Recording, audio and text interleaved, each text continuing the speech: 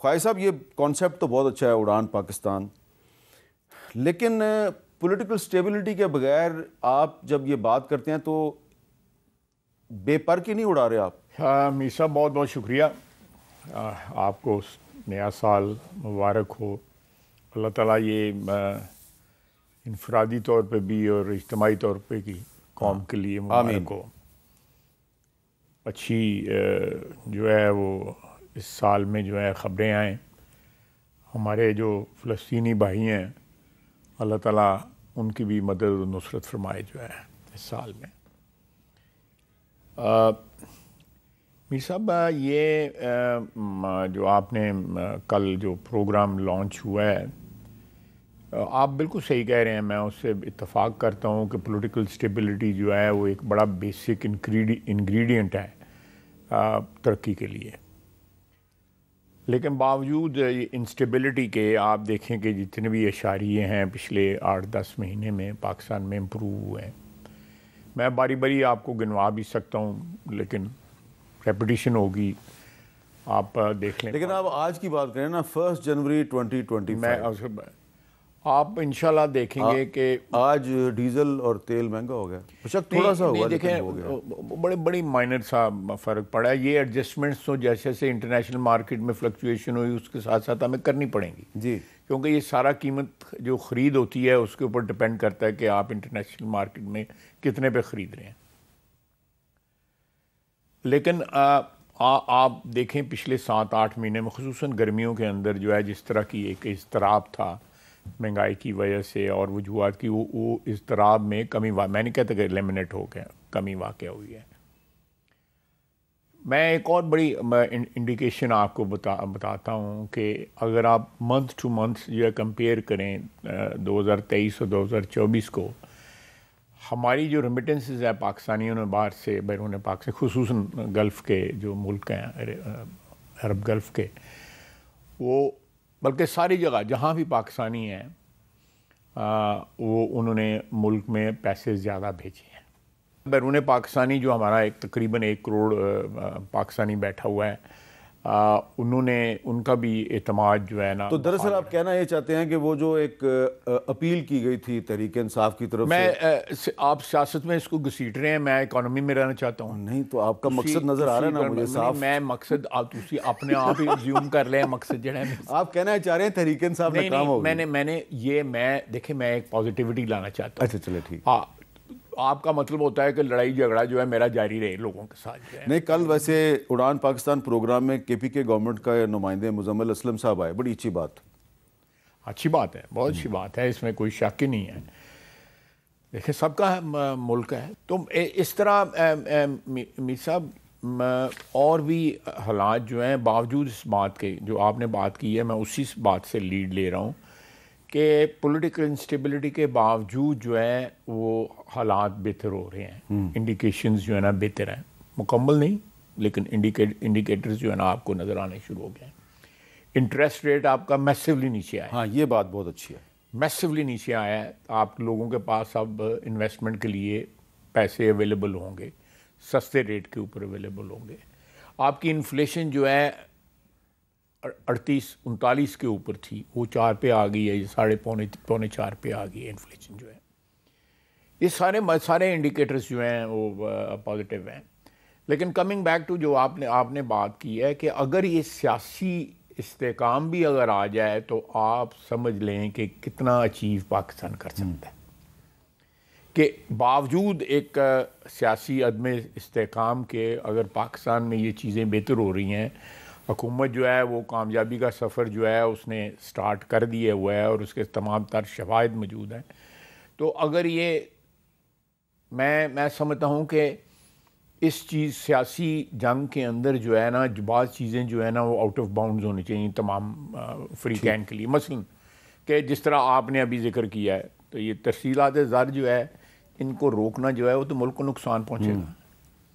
آپ ہمیں نقصان پہنچانے کے لیے کوئی فریق جو ہے ملک کو نقصان پہنچائے تو وہ کوئی اچھا راستہ تو نہیں ہے. یعنی اگر آپ ملک کی بہتری کی جو ہے آپ سیاسی لڑائی سیاست میں لڑیں نا، بالکل لڑیں سیاست. اچھا لیکن سٹیبلٹی کا تعلق صرف سیاسی کشیدگی میں کمی سے نہیں ہے بلکہ جو اسٹیبلٹی ہے اس کا تعلق لا اینڈ آرڈر سے بھی ہے. تو کیونکہ آپ وزیر دفاع بھی ہیں تو یہ بتائیں کہ سال 2024 میں پاکستان کی سیکورٹی فورسز پر حملوں میں بہت زیادہ اضافہ ہوا. پچھلے 8-10 سال میں اتنے زیادہ حملے نہیں ہوئے, اور یہ آپ اس کو ڈنائی بھی نہیں کر سکتے کیونکہ میں نے خود آپ کو دیکھا ہے. آپ وزیر اعظم صاحب بار بار آپ فوجی افسران اور جوانوں کے جو جنازے ہیں ان میں آپ نے شرکت کی ہے. تو یہ جو حملے بڑے ہیں خاص طور پہ خیبر پختونخوا میں, اس کی کیا وجہ ہے؟ میر صاحب اس کی بنیادی وجہ جو ہے وہ جو لوگ یہاں پہ لا کے بسائے گئے, اب اس وقت کی حکومت کہہ رہی ہے کہ یہ جنرل باجوہ اور جنرل فیض کا فیصلہ تھا, لیکن میں تو اس فیصلے کا نہیں گواہ ہوں نا, میں تو موجود تھا ادھر اسمبلی کے اندر. یہ بریفنگ دی گئی کہ یہ بڑی اچھی بات. اس وقت آپ اپوزیشن میں تھے؟ ہم اپوزیشن میں تھے. وہاں پہ پی ٹی آئی کے بھی ایم این اے بیٹھے ہوئے تھے, کسی نے انکار نہیں کیا. وہاں پہ اگر لوگ بولے ہیں تو اپوزیشن کی طرف سے بولے ہیں, انہوں نے سوالات کیے, انہوں نے کوئی ریزرویشن اپنے شو کی. مجھے یاد ہے کہ محسن داؤد صاحب وہاں پہ بولے, پھر ان کا بولنا بند کر دیا گیا اس میٹنگ کے اندر. تو وہ لوگ دکھی ہیں ان لوگوں سے. یہ طالبان نے ان پہ ظلم کیے ہوئے ہیں, جو ہمارے جو فارمر ٹرائبل ایریا کے جو لوگ تھے. اب وہ لوگ یہاں پہ موجود ہیں. خود عمران خان صاحب جو ہے آن ریکارڈ ہیں کہ کچھ 40 ہزار لوگ واپس آئیں گے, اور اس میں سے 6-7 آئیں گے. پھر آئے اس وقت کہا انہوں نے, پھر آئے نا. وہ محمود خان بھی آیا, مسلم خان بھی آیا, سارے آئے. نہیں, محمود خان اور مسلم خان کو آپ کی جو اسپیشل اینٹی ٹیررسٹ کورٹس تھیں انہوں نے سزائے موت دی تھی. ان کی سزائے موت جو ہے وہ وزیر اعظم کی ریکمنڈیشن پہ صدر عارف الوی صاحب نے معاف کی اور ان کو ریلیز کیا گیا. نہیں, یہ باجوہ صاحب نہیں, یہ باجوہ صاحب کی مرضی کے بغیر تو نہیں ہو سکتا. بالکل صحیح ہے, میں آپ سے ایگری کر رہا ہوں. باجوہ صاحب کی مرضی کے بغیر نہیں ہوگا. جو باجوہ صاحب نے یہ سارا کام, یا فیض صاحب نے یہ سارا کام اس وقت کیا جب عمران خان صاحب حکمران تھے. بالکل, یہ بات اس میں کوئی شک تو نہیں ہے. لیکن اس میں ایک اب اور یہ لوگ جو ہیں, اب یہ لوگ کے پی میں بیٹھے ہوئے ہیں. آپ نے صحیح کہا کہ کے پی میں سب سے زیادہ خون ریزی ہو رہی ہے. جانے تو پاکستانیوں کی جا رہی ہیں نا جی.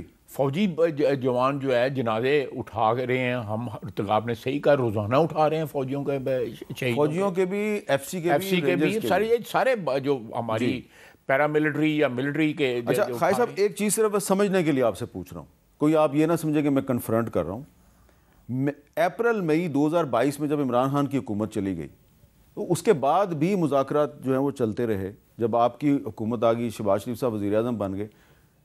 میں پوچھ اس لیے رہا ہوں کہ باجوہ صاحب آرمی چیف تھے اور فیض حمید صاحب کور کمانڈر پشاور تھے. میرے پاس سارے ڈاکومنٹیشن موجود ہے. اور کالعدم ٹی ٹی پی نے سیز فائر کیا مئی 2022 میں, جو ستمبر تک چلتا رہا. اس دوران میں باجوہ صاحب جو ہیں وہ مانیٹر کر رہے تھے, اور فیض صاحب کو انہوں نے بطور کور کمانڈر پشاور کابل بھیجا, بطور کور کمانڈر پشاور. وہاں جا کے انہوں نے افغان طالبان سے مذاکرات نہیں کیے, کالعدم ٹی ٹی پی کی لیڈرشپ سے مذاکرات کیے, اور ان کو بہت ایکسپینسو قسم کے گفٹس بھی انہوں نے دیے. یہ جو پالیسی تھی, تو کبھی آپ کی حکومت نے پوچھا باجوہ صاحب سے اور فیض صاحب سے کہ یار یہ دیکھیں یہ کیا کر رہے ہیں؟ یہ جو ڈیٹس میں نے آپ کی یہ اس انفارمیشن کے اوپر میں نے بھی ڈیٹس جو ہے میں نے بھی تھوڑی سی ریسرچ کر کے جو ہے, اس وقت وہ D G I S I تھے, جو تصویر ہے ان کی ہاتھ میں چائے کا کپ ہے, وہ 2021 کی ہے. وہ کب کی ہے؟ اس کے بعد جو ہے جب فال آف کابل ہو گیا. نہیں دیکھیں, نہیں much later than that, much later than that, اس وقت کی بات نہیں ہے, مچ لیٹر دین دیٹ. جس پر دور کی آپ بات کریں, اس وقت میں وہاں پہ ہو کے آیا تھا. میں گیا, جانا بلاول صاحب نے تھا, لیکن پھر آپ میں وہاں پہ گیا, میری ان سے بات ہوئی. یہ جو آپ بات کر رہے ہیں, میں کیونکہ اس کا پارٹیسپیٹ کیا ہوا ہے, میں اس کا گواہ ہوں. میں نے ان کو کہا, اس میں ملا عمر صاحب تھے, ملا عمر صاحب کے بیٹے ملا یعقوب صاحب تھے, وزیر دفاع تھے. اس میں متقی صاحب تھے, اس میں اپنا سراج الدین حقانی صاحب تھے, اور یہ تین تو میں اپنا ملا شہری جو ان کے ڈپٹی ڈیفنس منسٹر وہ تھے. پوری لیڈرشپ تھی, میں تھا, ڈی جی آئی تھے, ہمارے ایمبیسڈر تھے, اور صادق صاحب تھے. یہ جو آپ کہہ رہے ہیں نا کہ امن, یہ بالکل قطعی طور پہ غلط ہے. میں نے ان کو خود اپنے منہ سے میں ریپیٹ میں نے ان کو کہا جی کہ اگر آپ نے ان کو نہ روکا تو ہم مجبور ہو جائیں گے کہ ہم روکیں پھر. ہاں ٹھیک ہے. تو بعد میں آپ گلہ نہ کریں. آپ یہ کہتے ہیں کہ یہ بسا دیں گے ہم ان کو جا کے کہیں اپنے ویسٹرن کسی پروونس کے اندر صوبے کے اندر جا کے, تو کیا گارنٹی ہے کہ یہ وہاں سے واپس نہ آ جائیں گے. وہ ہم سے 10 ارب روپیہ مانگ رہے تھے اس کا. میں آپ کو بس یہ جو آپ نے جو بات کی ہے میں تو اس کا عینی گواہ ہوں نا, اس لیے میں آپ کو 10 ارب روپیہ مانگ رہے تھے. ہم نے کہا جی کیا 10 ارب روپیہ ان کو بسانے کے لیے یہاں سے شفٹ کرنے کے لیے 10 ارب روپیہ. ہم نے کہا جی ہم دے دیں آپ کو 10 ارب روپیہ, اور کل وہ پھر انفلٹریٹ ہو کے واپس ادھر ہی آ جائیں, تو کوئی گارنٹی ہے؟ جس کا ان کے پاس کوئی جواب نہیں تھا. اچھا. میں ڈی جی ISI اس وقت کے ریٹائر ہو چکے ہیں. آپ ان کو آف دی ریکارڈ پوچھ سکتے ہیں کہ میں نے وہاں پہ 2-3-4 گھنٹے کتنی گفتگو کی ہے اور کیا گفتگو کی ہے, اس کا ٹون اور ٹینر کیا تھا, اس کا خلاصہ پوچھ لیں. میں نے بالکل بلنٹلی